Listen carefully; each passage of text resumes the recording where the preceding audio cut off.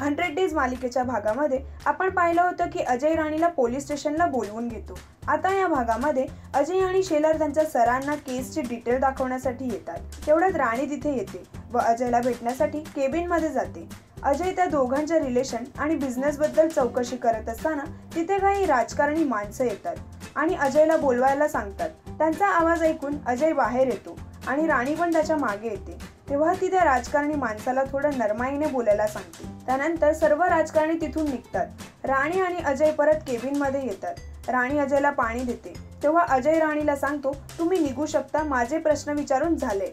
आता पुढे काय होणार हे जाणून घेण्यासाठी पाहत राहा मराठी कट्टा।